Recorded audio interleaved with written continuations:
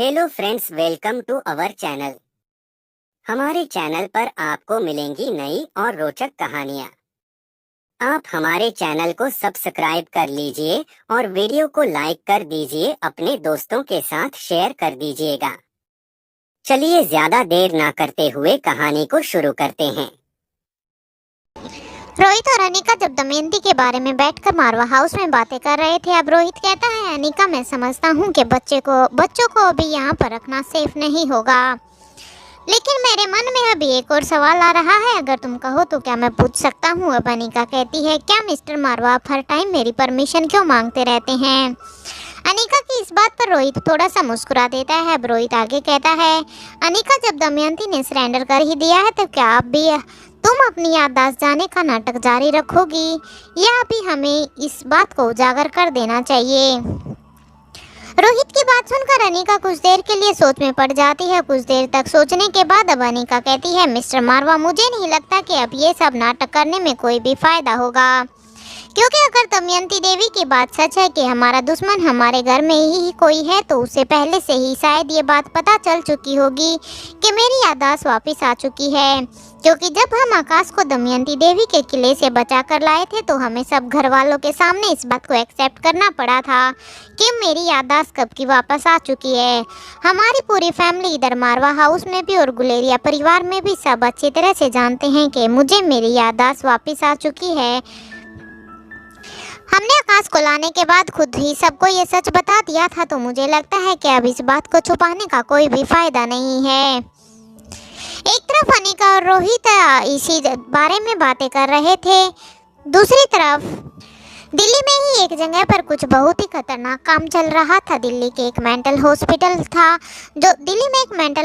था जो बाहर से देखने से तो एक नॉर्मल मेंटल हॉस्पिटल जैसा ही लग रहा था। उसमें काम भी हर मेंटल हॉस्पिटल की तरह ही हो रहा था। सब पेशेंट का ट्रीटमेंट अच्छे से हो रहा था। डॉक्टर अपना काम अच्छे से कर रहे थे। बाहर से देखने में उस हॉस्पिटल को देखने पे लग रहा था कि ये बिल्कुल एक साधारण सा हॉस्पिटल है जैसा होना चाहिए, लेकिन इसी हॉस्पिटल के अंदर बेसमेंट का नज़ारा कुछ और ही था। वहाँ बहुत से लोगों को बंदी बनाकर रखा गया था, जिन पर कुछ एक्सपेरिमेंट किए जा रहे थे। वो एक्सपेरिमेंट और वहाँ का मंजर बहुत ही डरावना था। एक पल के लिए कोई भी अगर वहाँ का मंजर देख ले तो वो उसकी आंखें वहीं के वहीं फटी की फटी रह जाए। एक तरफ तो दो सफ़ेद कोट पहने हुए डॉक्टर कुछ लोगों की बॉडी में कुछ इंजेक्ट कर रहे थे। जैसे ही वो उन लोगों की बॉडी में इंजेक्शन का लिक्विड डालते, उसके कुछ ही मिनट के बाद उन लोगों की बॉडी में अचानक से मूवमेंट देखने को मिलता था। उनकी बॉडी में बदलाव दिखना शुरू हो जाता था। इंजेक्शन लगते ही उन थोड़ी ही देर बाद उन लोगों की आंखें बिल्कुल हरी हो जाती थी, जैसे किसी पागल जानवर की हो जाती है, और वो किसी पागल जानवर की तरह ही बर्ताव करने लग जाते थे। जैसे ही उनकी बॉडी पर उस लिक्विड का असर होता, वो लोग अपने आसपास की जगह पर अपने नाखूनों से कुरेदना शुरू कर देते थे, क्योंकि उनकी बॉडी में उस इंजेक्शन के जाते ही उनकी बॉडी एकदम से किसी जानवर की तरह बिहेव करती थी। वो दूसरे लोगों पर हमला करने की भी कोशिश करते थे, लेकिन क्योंकि जब डॉक्टर उन लोगों पर ये इंजेक्शन लगा रहे थे तो उनके हाथ और पैर बंधे होने के कारण वो ऐसा कुछ भी नहीं कर पा रहे थे। उनमें से कुछ ने तो अपने ही हाथ पैर को घायल कर लिया था। उनके नाखूनों के कुरेदने के निशान उनकी बॉडी पर कुछ ऐसे नजर आ रहे थे जैसे किसी जंगली जानवर ने अपने पंजे से वार किया हो। उधर ही दूसरी बेसमेंट के दूसरे कोने का मंजर तो इससे भी और भी भयानक था, वह और भी डरावना था। वहां बंधे कुछ लोगों के सामने एक आदमी ने जैसे ही कुछ मांस के टुकड़े रखे, वो लोग उस कच्चे मांस के टुकड़ों पर ऐसे टूट पड़े जैसे कोई बहुत ही टाइम से कोई भूखा जानवर अपने सामने शिकार को देखकर टूट पड़ता है। कुल मिलाकर वहां का मंजर इतना भयानक और डरावना था कि देखने वालों की रूह तक कांप जाए।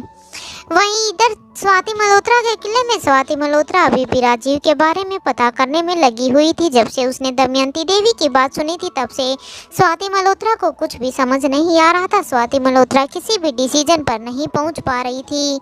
एक तो उसे दमयंती देवी पर ही भरोसा नहीं हो रहा था कि वो ऐसे कैसे अपने आप को सरेंडर कर सकती है, और दूसरा जैसे उसने अनिका के आसपास ही होने वाले खतरे के बारे में आगाह किया, तो अभी स्वाति मल्होत्रा सोचने पर मजबूर हो गई थी कि आखिर अपने हमारे ही घर में वो कौन हो सकता है जिसे अनिका को अवेयर रहना पड़े।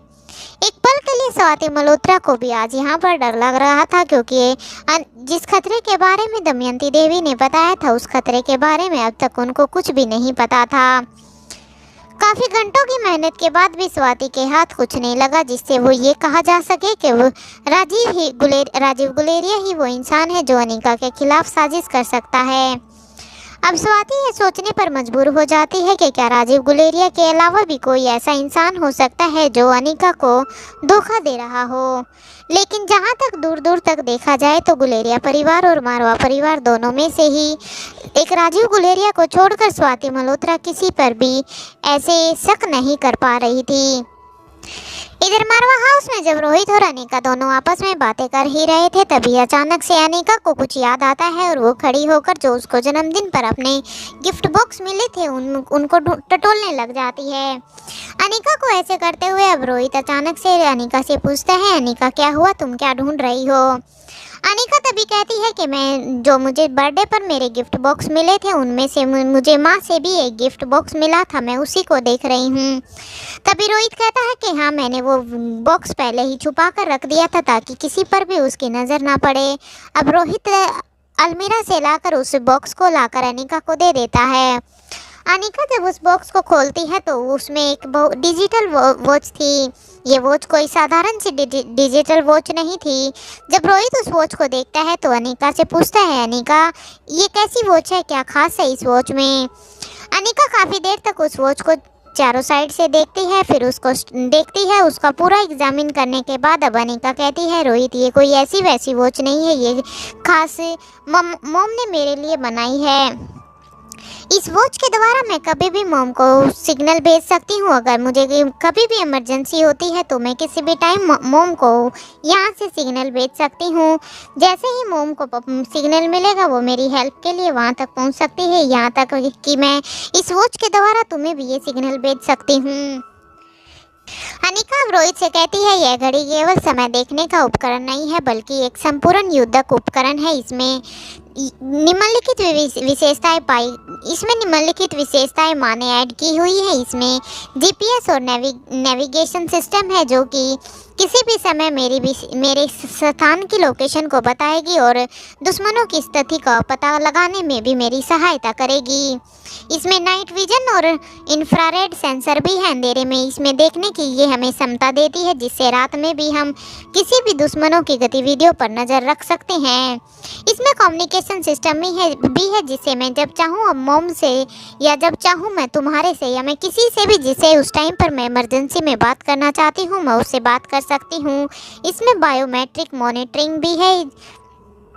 इसके द्वारा मैं किसी की भी धड़कन, शरीर का तापमान और अन्य स्वास्थ्य संबंधी सारी जानकारियाँ पता लगा सकती हूँ ताकि मैं नियंत्रण केंद्र में ही किसी भी मरीज की या मैं खुद की या किसी भी अपने परिवार वालों की सहायता कर सकती हूँ।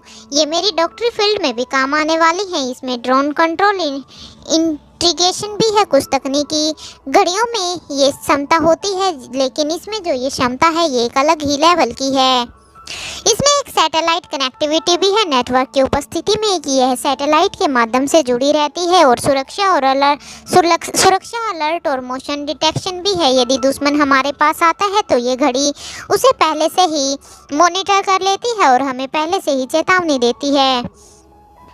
आज तक यह घड़ी किसी के भी द्वारा नहीं बनाई गई है। मॉम ने स्पेशल ये घड़ी मेरे लिए बनाई है। यह घड़ी आधुनिक युद्ध के मैदान में एक अत्यंत महत्वपूर्ण उपकरण बन सकती है जो कि न केवल सुरक्षा प्रदान करती है बल्कि तेजी से निर्णय लेने में भी मेरी सहायता करेगी।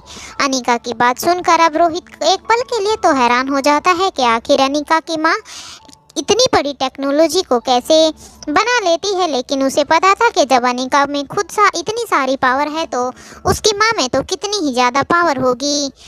रोहित को यहाँ उस पर कोई भी शक नहीं होता है। रोहित काफ़ी अचंभे से एक बार अनिका को बोलता है, अनिका क्या मैं इस वॉच को देख सकता हूँ? अनिका ये सुनकर रोहित के हाथों में ही उस वॉच को देती है। रोहित भी अब काफ़ी देर तक उस वॉच को एग्जामिन करता है और उसके बाद कहता है, सुपर्ब, ये एक बहुत ही लेटेस्ट टेक्नोलॉजी है जो शायद कोई भी बनाने के बारे में नहीं सोच सकता। मोम का सच में कोई भी जवाब नहीं। उनकी बनाई गई हर टेक्नोलॉजी इतनी अजीब होती है कि जो लोगों ने आज तक सोची भी नहीं होगी वो सारी डेवलप कर चुकी हैं।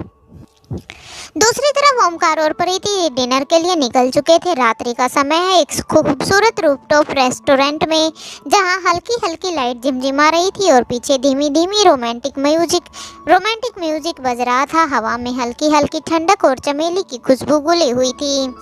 प्रीति और ओमकार एक कोने की टेबल पर बैठे हैं जहां से शहर की लाइट साफ साफ दिखती हैं।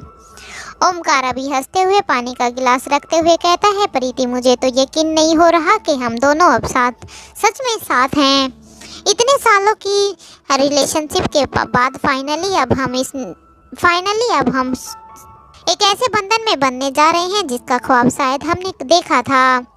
कितनी ही मुश्किलों के बाद अब हम फाइनली उस रिश्ते के बारे में अब सोच पा रहे हैं और वो सब अनिका दी के कारण हुआ है। अब प्रीति ओमकार की बात सुनकर नजरें मिलाकर मुस्कुराते हुए कहती है, कभी कभी मुझे भी लगता है ओमकार जैसे ये कोई सपना चल रहा है, पर अगर ये सपना है तो मैं नहीं चाहती कि हमारा ये सपना कभी भी टूटे। अब ओमकार थोड़ा झुकते हुए कहता है, प्रीति हमेशा से ही तुम मेरी खास रही हो, पर आज जब आज मैं तुझे इस रिंग के साथ मैं जब भी तुम्हें देखता हूँ तो लगता है जैसे जिंदगी अब पूरी हो गई है। तुम्हें पाने के अलावा मेरा और कोई भी ऐसा मकसद नहीं था। अब ओमकार कहता है, लेकिन अब क्योंकि अब मेरे ऊपर जिम्मेदारियां बढ़ने वाली है तो मैं सोच रहा हूँ क्यों न मैं गुलेरिया कंपनी को ज्वाइन कर लूँ। ओमकार की बात सुनकर प्रीति बहुत ही खुश हो जाती है। प्रीति भी एकदम से चिल्लाते हुए कहती है, क्या सच में? क्या तुम ये डिसीजन ले चुके हो? तब ओमकार कहता है, हाँ प्रीति मैं ये डिसीजन ले चुका हूँ। आई थिंक मुझे अब अपने करियर के बारे में भी सोचना चाहिए। मैं मानता हूँ कि मेरा एक पेट क्लिनिक है, मैं अपने पेट्स को भी संभालता रहूँगा, लेकिन मुझे साथ के साथ अपने बिजनेस में भी कुछ ना कुछ, आकाश भैया के साथ बिजनेस में भी कुछ सीखना चाहिए। ऐसे तो आगे हमारी फैमिली नहीं चलेगी। मुझे पता है प्रीति तुम कभी भी इस बात को हमारे रिलेशनशिप में लेकर नहीं आओगी, लेकिन जहाँ तक मुझे लगता है अब मुझे भी इस बारे में सोचना चाहिए। मैं कब तक ऐसे ही निठला बन के घूमता रहूँगा? प्रीति ओमकार की बात पे बहुत ही खुश होती है। प्रीति ओमकार के हाथ पे अपना हाथ रखते हुए कहती है, सच में ओमकार मैं तुम्हें बता नहीं सकती कि तुमने मुझे कितनी बड़ी खुशखबरी दी है। हालांकि बात यहाँ पर हमारी फाइनेंशियल स्टेबिलिटी की नहीं है, क्योंकि उसके लिए तो मैं भी पर्याप्त हूँ, लेकिन जहाँ तक मुझे लगता है तुम्हें भी अपने पैरों पर खड़ा होना ही चाहिए। कब तक तुम गुलेरिया परिवार से मिलते हुए महीने के पैसों पर अपना खर्चा निकालते रहोगे? अब ओमकार भी कहीं ना कहीं प्रीति की बात से एग्री था और इसके लिए ओमकार कहता है, तभी मैंने ये डिसीजन लिया है, तभी मैंने सोचा क्यों ना मैं एक बार इस बात को तुम्हारे साथ शेयर कर लूँ। अब ऐसे ही दोनों हंसी खुशी से अपना डिनर कंप्लीट करते हैं और अपने मन की बातें एक दूसरे से शेयर करते हैं। तभी उनकी नज़र एक दूसरी टेबल पर जाती है। जब वो उस टेबल की तरफ देखते हैं तो वहाँ पर भी पहले से ही मुक्ता और सनी भी दोनों डिनर के लिए आ चुके थे। जैसे ही ओमकार ने सनी को देखा तो उसने उसको आवाज़ न लगाते हुए सनी को एक मैसेज भेजा। जैसे ही सनी के फ़ोन पे मैसेज रिफ्लेक्ट होता है, सनी अपना फ़ोन निकाल कर देखता है तो उसमें ओमकार का मैसेज था। ओमकार ने लिखा हुआ था कि अपने पीछे वाली टेबल पर देखो, हम भी वही हैं। लेकिन क्योंकि ओमकार उन दोनों की प्राइवेसी में खलल नहीं डालना चाहता था, इसलिए उसने उसको आवाज़ न लगाकर उसको एक पहले मैसेज डालना ही बेहतर समझा। सनी उसके मैसेज को देखता है, हाय ओमकार, क्यों ना चलो मिलकर ही अब हम किसी मूवी का प्लान बनाते हैं। अब क्योंकि दोनों ही कपल्स का अपना अपना डिनर हो चुका था, वो उस रेस्टोरेंट से बाहर निकलते हैं और वो चारों मिलकर एक मूवी देखने का प्लान बनाते हैं। अब प्रीति वहाँ पर मुक्ता को देखकर कहती है, क्या तुम हमें भूल गई? जब तुम लोग यहाँ आ रहे थे तो तुमने हमें इन्फॉर्म क्यों नहीं किया? हम सब साथ में ही आ जाते। अब सनी कहता है, क्योंकि प्रीति हमें नहीं पता था कि तुम लोग भी यहीं पर ही आने वाले हो। अब वो चारों आपस में हंसने लग जाते हैं और फिर वो एक थिएटर में मूवी देखने के लिए चले जाते हैं।